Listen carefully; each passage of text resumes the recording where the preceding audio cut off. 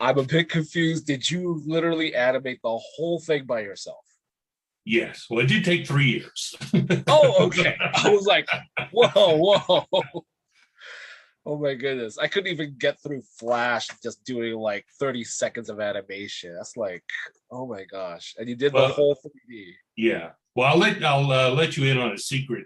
This is a whole lot easier to animate than a regular person. Ah, okay, okay. So That so it was was partially mocapped. well, no, I didn't actually mocap, but if you think about it, this is really all I'm doing as far as having to animate is just opening and closing the mouth. Um, Yeah. my original idea was that it would be like a kind of South Park. It'd be a quicker way to do it. But the side effect is that it was very easy to make the puppets look real or more real, which was Okay. unexpected. It's beautiful, Thank beautiful. you. How much of a Star Trek fan are you? I'd never seen it before. No, Are you serious? You no, put no, the no. lizard man in the credits. No. I grew up in the 70s. Star Trek was enormous.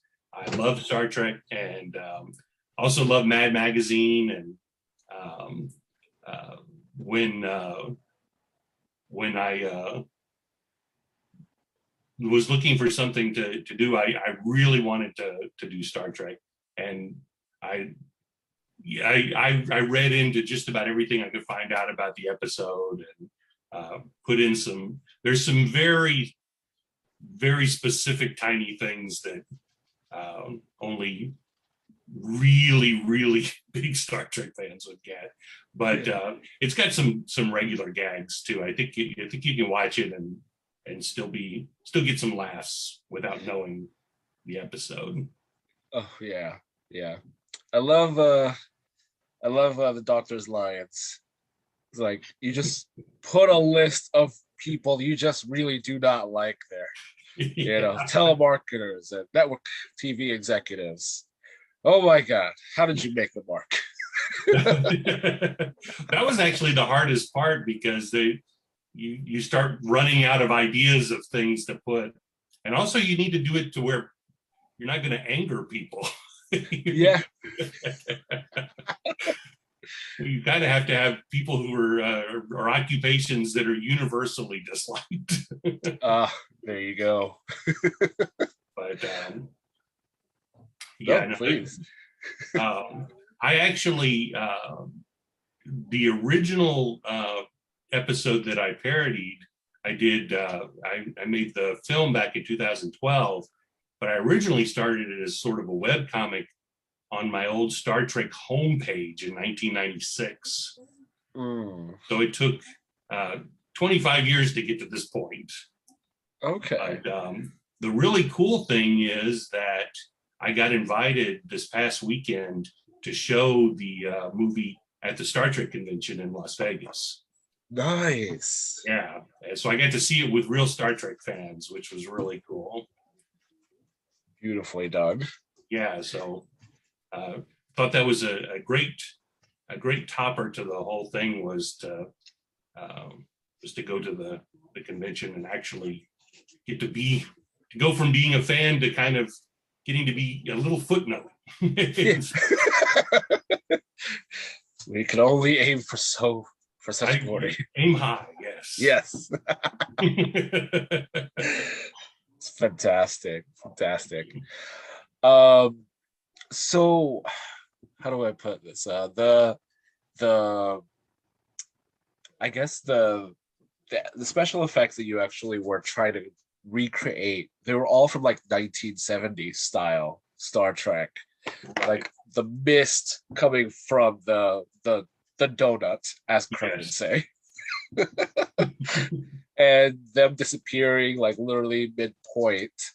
Um, I was this. I'm pretty sure they were probably like the easiest thing to animate, was it? I mean, like I know water and fire are like a little tricky when it comes down to animation.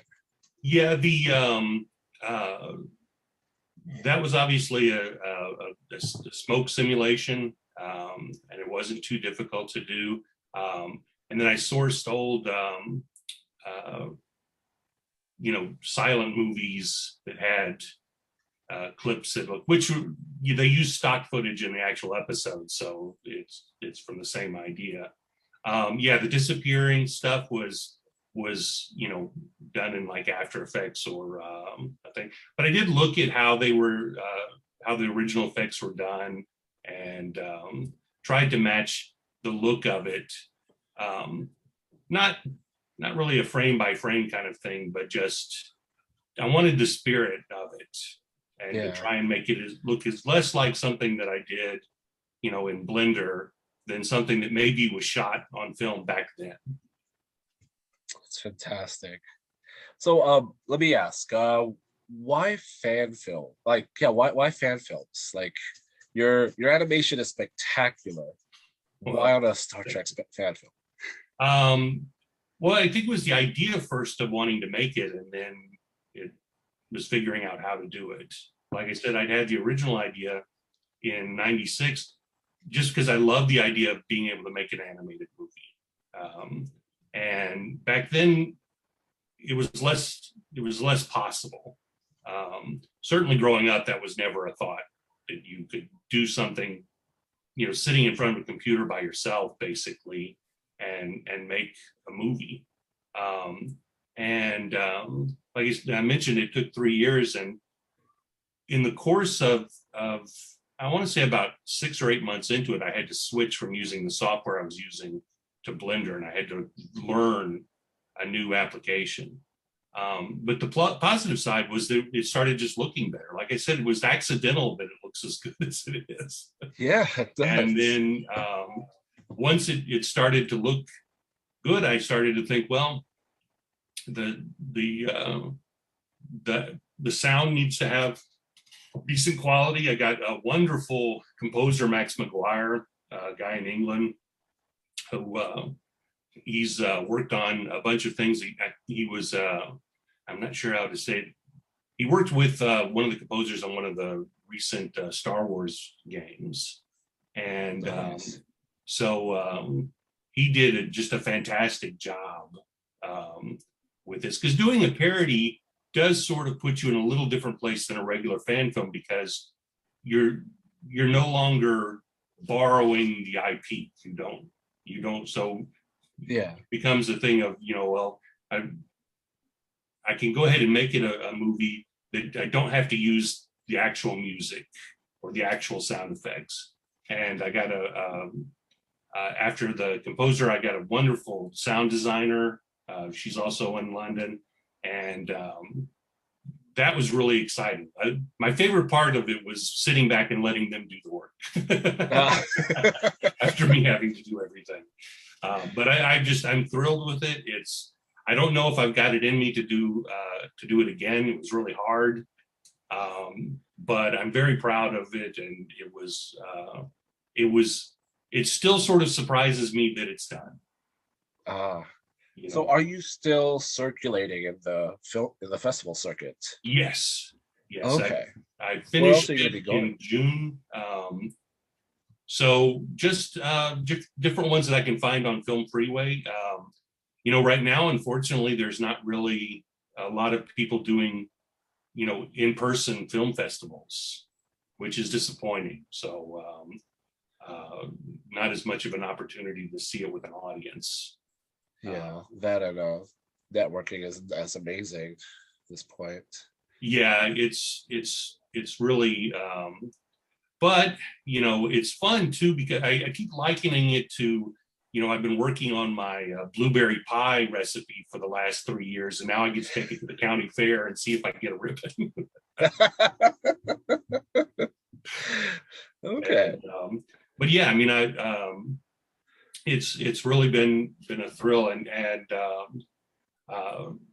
people laugh at it. I get very excited when people laugh in the right places. That's because this stopped being really funny to me a long time ago. I've heard these jokes now many times. Yeah. But, it's being stuck in the cutting room, I'm sure. Yeah, the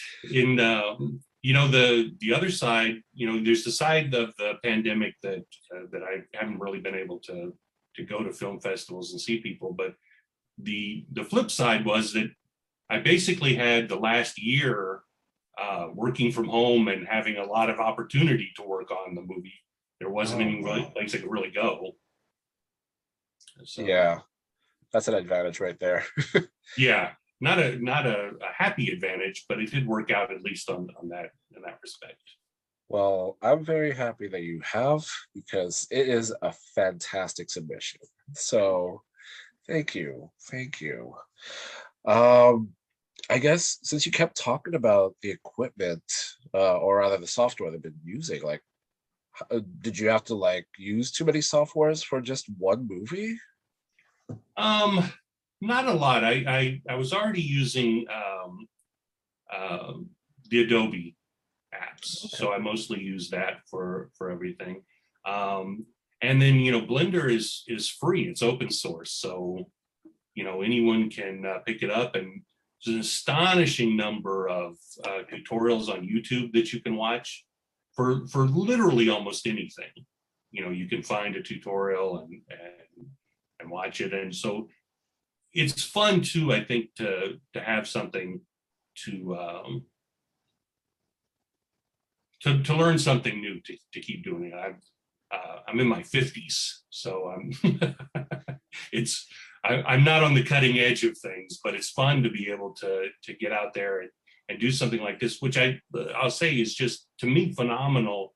I've been watching the films today. I've been working, but I've had it on and been watching them. The amount of creativity and the fact that people can make movies like this is astonishing. This was Yeah. something that was you couldn't even dream of doing something like this 40 years ago, and to be able to to use. I mean, I love the creativity of that Star Wars film with using action figures and all kinds of things to make the film work. That's incredible. And then they're obviously the more professional ones are amazing too. But I love that's something that we can do because we are fans of the things. Exactly. And you're keeping it alive. So Yeah, yeah. So fantastic. Well, thank you so much, Mark. thank you. I'm gonna go right ahead and move on with our next film. It's called The Last Smile. If anything, I know that your Q&A was a little short compared to some people. We would love to actually email you for further questions. Okay, Yeah, sure. because yeah, like this is just fantastic, fantastic stuff. Thank you. So thank you so much,